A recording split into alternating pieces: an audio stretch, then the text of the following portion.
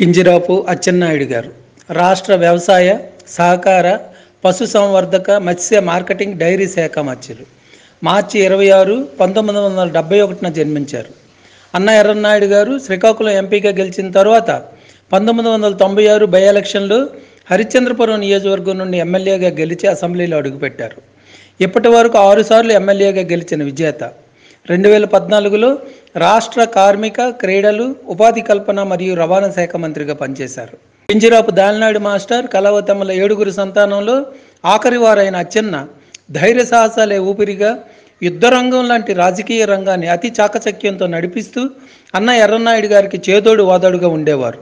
ఎప్పుడూ ప్రజల పక్షాన పోరాటం చేయటం, ఏ సమస్య పట్ల అయినా సకాలంలో స్పందించడం అతని నైజం. 2019 సంవత్సరం తర్వాత వైసీపీ దెబ్బకి దారి తప్పి కకావికలమవుతూ చిరునామాలు పోగొట్టుకొని తిరుగుతున్న టీడీపీ శ్రేణులు ఒక బలమైన నాయకత్వం కోసం ఆరాటపడుతూ అన్వేషిస్తున్న సమయంలో రాష్ట్ర టీడీపీ అధ్యక్షుని రూపంలో నేనున్నాను అంటూ బాహుబలిలో ఆదుకున్న దీశాలి అచ్చెన్న. టీడీపీ పార్టీ తీవ్ర సంక్షోభంలో ఉన్నప్పుడు 2021లో అచ్చెన్నను రాష్ట్ర పార్టీ అధ్యక్షునిగా చంద్రబాబు నాయుడు గారు నియమించారంటే అదే అతని శక్తి సామర్థ్యాలకు నిదర్శనం. గత ప్రభుత్వ హయాంలో ఆయన చూపిన ధైర్యం, తెగువ, బలమైన అతని ప్రసంగాలు, టీడీపీ శ్రేణులకు అతనిచ్చే బలమైన స్ఫూర్తి, జైలుకు పంపించిన మరింత రాటు తేలేరే తప్ప వెనకడుగు వేయిన అతని తత్వం చాలా గొప్పవి.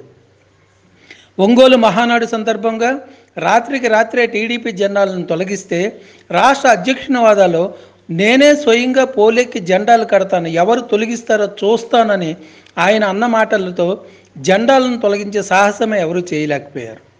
2019 నుండి 2024 వరకు రాష్ట్ర రాజకీయాలలో ఆయన చూపిన ధైర్యం, ఆయన వేసిన అడుగులు చూసి అతని అభిమానులు మాత్రం మన నాయకుడికి ఏమైనా హాని జరుగుతుందా అని భయపడ్డారు.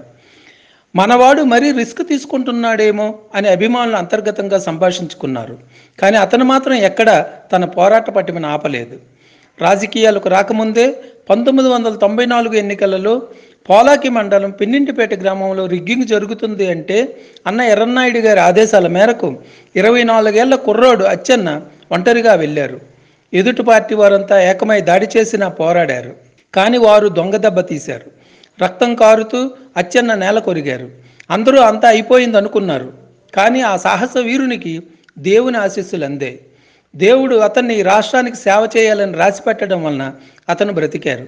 రాజకీయాలకు అడుగుపెట్టకముందే టీడీపీ పార్టీ కోసం ఒక వీరునిలా ప్రాణాలు సైతం లెక్క చేయక పోరాడిన యోధుడు రాష్ట్ర చరిత్రలో ఎవరైనా ఉన్నారేమో అని ఆరా తీస్తే అచ్చెన్న ఒక్కరే కనిపిస్తారేమో. అచ్చెన్న చదువుకుంటున్న రోజుల్లో తండ్రికి ఆరోగ్యం బాగోలేక విశాఖపట్నంలో హాస్పిటల్లో చేర్పించారు. అర్జెంటుగా అతనికి రక్తం కావాలంటే అచ్చెన్న వెంటనే అక్కడ బెడ్పై పడుకొని మీకు ఎంత రక్తం కావాలో నా శరీరం నుండి తీసుకోండి అని డాక్టర్లకు చెప్పి తన తండ్రి ఆరోగ్యాన్ని కాపాడుకున్నారు. తల్లి కళావతమ్మ స్వగ్రామం నిమ్మాడలో ఎవరికి ఏ కష్టం వచ్చినా ముందుండి ఆదుకునే మహాతల్లి. 2024 ఎన్నికల్లో ప్రకటన వెలువడాక ఆమె మరణించారు. చిన్న కొడుకుగా ఆమె చితికి నిప్పు పెట్టి 12 రోజులు ఊరి పొలిమేర దాటకూడదు అన్న సాంప్రదాయాన్ని గౌరవించి ఇంటి దగ్గర నుండే ఎన్నికల ప్రచారం చేసుకొని సుమారు 35,000 మెజారిటీతో ఎమ్మెల్యేగా గెలిచారు. ఇక్కడ ఒక మాట చెప్పుకోవాలి. అందరూ అనుకునేటట్లు టెక్కలి టీడీపీకి కంచుకోట కాదు. అక్కడ ఉన్న కుల సమీకరణలు చూస్తే అచ్చెన్న లాంటి నాయకుడు కాబట్టి టీడీపీ గెలవగలుగుతుంది. ఇంకెవరైనా అక్కడ గెలవడం దాదాపు అసాధ్యమనే చెప్పాలి. అది 1994 సంవత్సరం. డిగ్రీ పూర్తయింది.